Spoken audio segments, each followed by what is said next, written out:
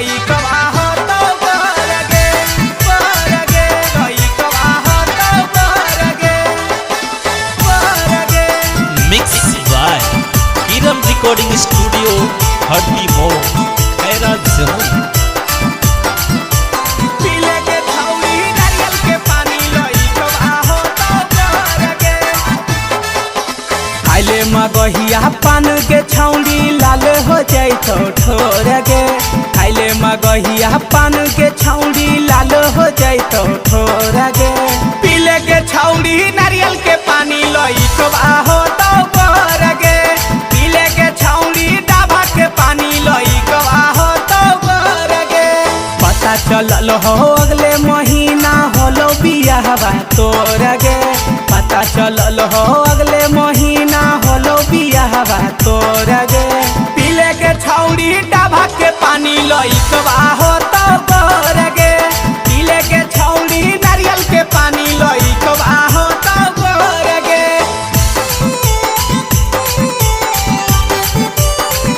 लइकवा हो तो बरगे बरगे लइकवा हो तो बरगे बरगे।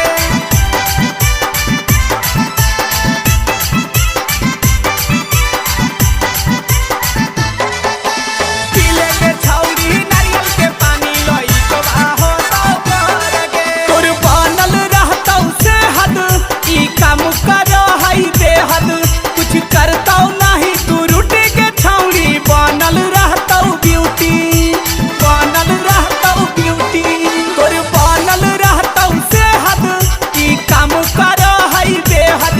कुछ करतौ नहीं तू रूटी के छौड़ी बनल रहतौ ब्यूटी बनल रहतौ ब्यूटी। तोरे जवानी के चर्चा गे छौड़ी होई गेलै चारो ओर गे।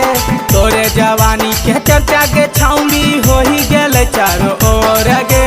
पीले के छौड़ी नारियल के पानी लइकवा हो तो बरगे। पीले के छौड़ी डाभा के पानी लइकवा हो तो बरगे।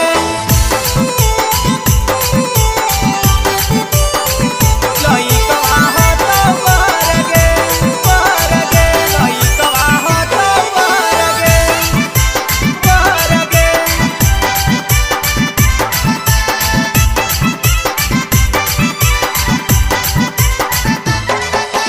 पीले के छौड़ी नारियल के पानी लइकवा हो तो बरगे। हमर बतिया के ले पैमानी कुछ हो तो नहीं परेशानी।